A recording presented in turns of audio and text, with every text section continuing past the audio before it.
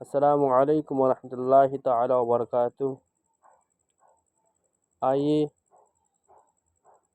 آپ نے پہلی سبق تو پڑھ لی، اب دوسرا سبق پڑھتے ہیں رب العالمین جل جلالہ کے بارے میں۔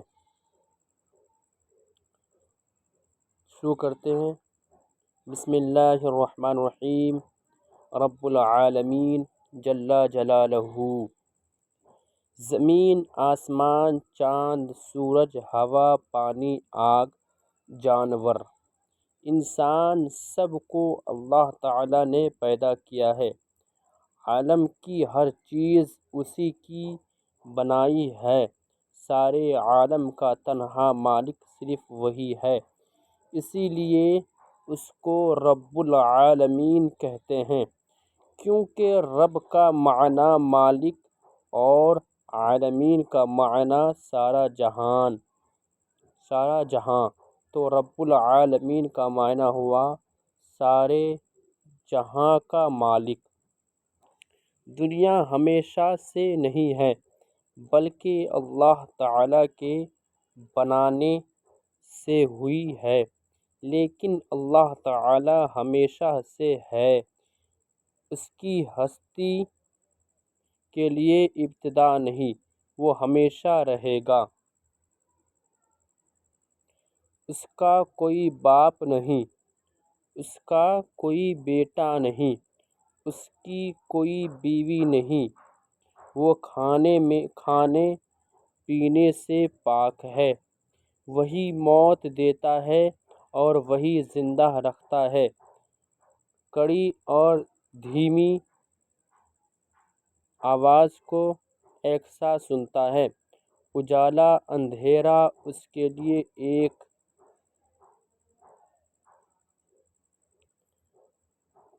طرح ہے، وہ ہر کھلی اور چھپی چیز دیکھتا ہے۔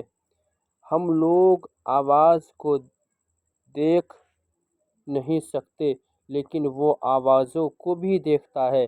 اس کی ہر بات نرالی ہے، اس کی ہر شان انوکھی ہے۔ عبادت کا حقدار صرف وہی ہے۔ چاند، سورج، دریا، پیڑ، پتھر، انسان، حیوان، دیو، شیطان وغیرہ کوئی بھی چیز عبادت کے قابل نہیں۔ وہ اچھے کام سے خوش ہوتا ہے اور برے کام سے ناراض رہتا ہے۔ اس نے لوگوں کی ہدایت کے لیے بہت سے پیغمبر بھیجے۔ آخری پیغمبر ہمارے سرکار پیارے مصطفیٰ صلی اللہ تعالیٰ علیہ وسلم ہیں۔ حضور پر نور سرکار مصطفیٰ صلی اللہ تعالیٰ علیہ وسلم زمین و آسمان، یہ واو آ گیا اس لیے زمینوں پڑھیں گے، زمین و آسمان سارے جہان کے پیغمبر ہیں، سارے جہاں کے پیغمبر ہیں۔ حضور نے صرف اللہ تعالیٰ کی عبادت کی ہے، ہم بھی صرف اللہ تعالیٰ ہی کی عبادت کریں گے۔ حضور نے صرف اللہ تعالیٰ کو سجدہ کیا ہے، ہم بھی صرف اللہ تعالیٰ ہی کو سجدہ کریں گے۔ ہم چاند، سورج، پیڑ، ندی، بت، پتھر، جانور، تصویر، قبر،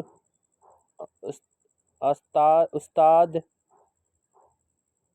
پیر وغیرہ کو ہرگز سجدہ نہیں کر سکتے، کیونکہ حضور نے اللہ تعالیٰ کے سوا کسی دوسرے کو سجدہ کرنے سے منع فرمایا ہے۔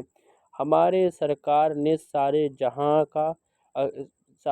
کا اکیلا خدا صرف اللہ تعالیٰ کو مانا ہے۔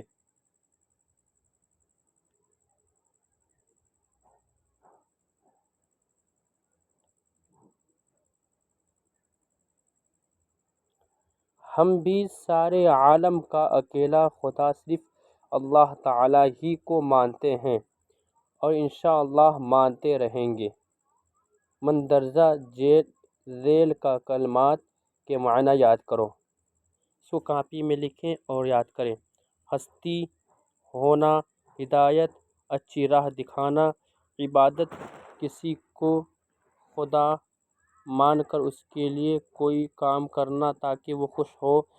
ابتدا، شروع و پہلی، منع، روک، قابل، لائق۔ یہ سوالات ہیں، اس کے جواب دینے ہیں اس میں۔ ٹھیک ہے، السلام، یہیں تک رہیں گے آج، اب دوسرا سبق پڑھیں گے۔ السلام علیکم ورحمۃ اللہ تعالیٰ وبرکاتہ۔